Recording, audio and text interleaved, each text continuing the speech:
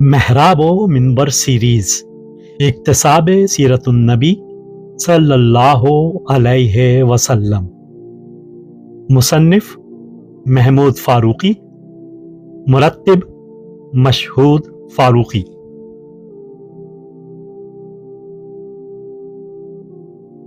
پانچواں حصہ دعوی نبوت اور ابتدائے دعوت اسلام۔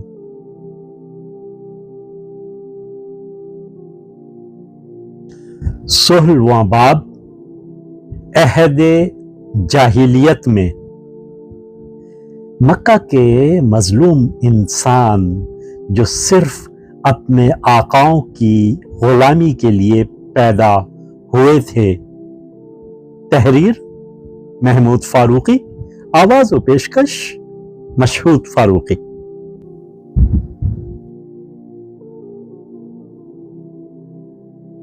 مکہ میں ان کی حالت بڑی قابل رحم تھی۔ وہ اپنے مالکوں کے زرخرید غلام تھے۔ سرداران قریش کے گھرانوں میں ایک غلام کی حیثیت ایک جانور سے بڑھ کر نہیں تھی۔ اس کے کسی حق کو تسلیم نہیں کیا جاتا تھا۔ ایک انسان جو ایک مرتبہ بدقسمتی سے غلام بن جاتا، اس کا مقدر بس اس کے سوا اور کچھ نہ ہوتا کہ وہ مرتے دم تک غلام بنا رہے۔ قریش گھرانوں کے غلاموں اور کنیزوں کو اپنے آقاؤں کے لیے ہر طرح کی خدمت انجام دینی پڑتی تھی۔ وہ ان کے مویشی چراتے تھے، اونٹوں کی رکھوالی کرتے تھے، ان کے لیے پکھالوں میں پانی بھر کر لاتے، جنگل سے لکڑیاں توڑ کر لاتے، ان کی زمینوں میں کھیتی باڑی کرتے، اور پھر جب ان کے آقا کسی لڑائی کے لیے نکلتے تو غلاموں کو بھی ان کے دشمنوں سے لڑنا پڑتا۔ کنیزیں گھروں میں کپڑے سیتیں، کھانا پکاتی، بچوں کو سنبھالتی اور ہر طرح کی خدمت انجام دیتی تھیں۔ اس خدمت اور محنت کے عوض غلام صرف اتنی روٹی کا حقدار تھا کہ جس سے بس وہ جیتا رہے، بھوکوں نہ مر جائے۔ ان کو بہت معمولی لباس ملتا تھا جو گرمیوں میں بدن کو چھپا اور جاڑوں میں کسی طرح کافی نہ ہوتا تھا۔ اکثر گھرانوں میں غلاموں کو ذریعہ آمدنی بنایا جاتا تھا۔ غلاموں کو محنت مزدوری باربرداری کے کاموں کے لیے دوسروں کو کرائے پر دے دیتے تھے۔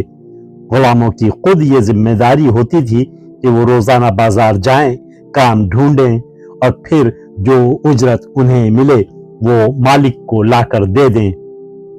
اس طرح آقاؤں کا یہ طبقہ غلاموں کے خریدنے میں جو خرچ کرتا تھا وہ انہی سے محنت کرا کے واپس بھی حاصل کر لیتا تھا، اور جب پوری رقم وصول ہو جاتی تو غلام ان کو مفت میں پڑ جاتا تھا۔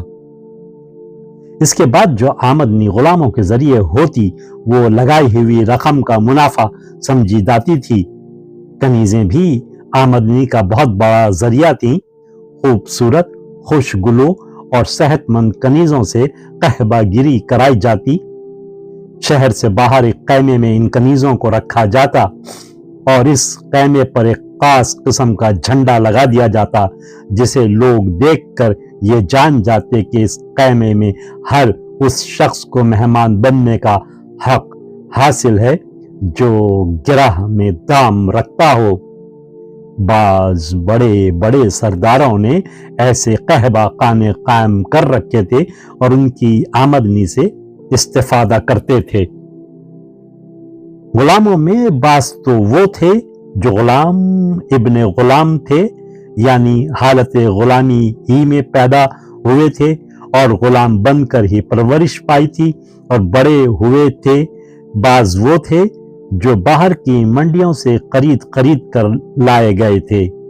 ان باہر سے آنے والوں میں افریقہ، ترکستان، سندھ، یورپ اور خود عرب و یمن کے صحرائی قبیلوں کے لوگ تھے، جن کو بردہ فروش اغوا کر کے غلاموں کی منڈیوں میں پہنچاتے اور وہاں سے لوگ خرید کر اپنے اپنے حلقوں میں لے جاتے۔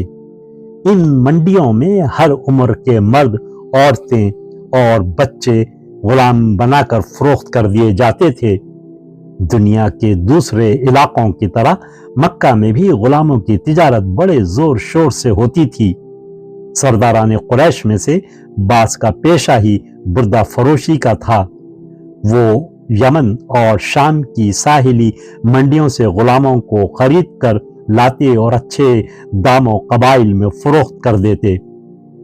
غلاموں کو معمولی قصور پر سخت سزائیں دی جاتیں۔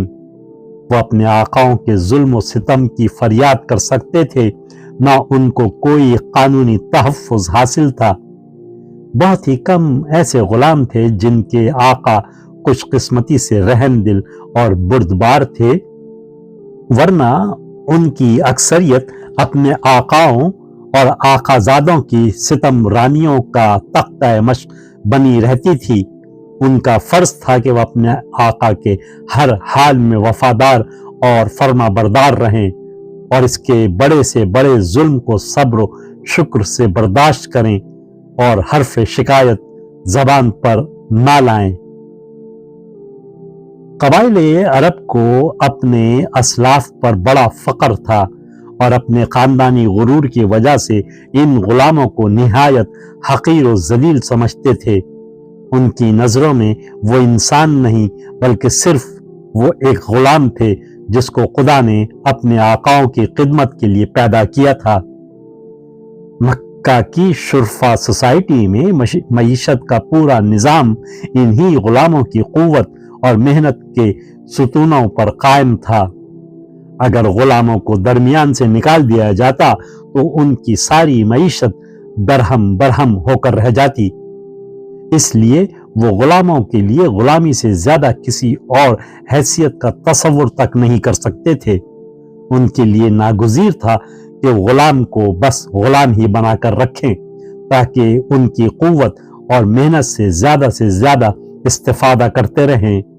اسی لیے جب انہوں نے رسول اللہ صلی اللہ علیہ وسلم کی یہ بات سنی کہ سارے انسان اللہ کی مخلوق ہیں اور سب کے حقوق مساوی ہیں، عزت اور رتبہ کسی کی میراث نہیں، اسلام میں وہی زیادہ لائق عزت ہے جو اللہ کا زیادہ وفادار اور زیادہ فرما بردار ہو، خواہ وہ غلام ہو کہ آزاد۔ جو اللہ کے دین کو قبول کر کے برابر کا بھائی بن جاتا ہے، حقوق و مواقع کے لحاظ سے اس کا بھی وہی معاشرتی درجہ ہوتا ہے جو کسی آزاد مسلمان کا، تو وہ اس بات پر سخت حیران بھی ہوتے اور مشتعل بھی۔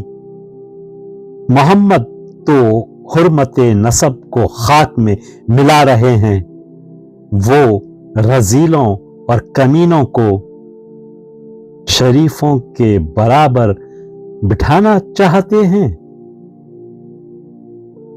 ویڈیو دیکھنے کے بعد چینل کو سبسکرائب کرنا نہ بھولیں اور تازہ ترین اپڈیٹس کے لیے گھنٹی کے بٹن کو ضرور دبائیں تاکہ ہمارے منفرد اور پر اثر پیغامات آپ تک پہنچتے رہیں، اور اگر لائک کریں تو اپنے دوستوں کے ساتھ شیئر کریں۔ شکریہ۔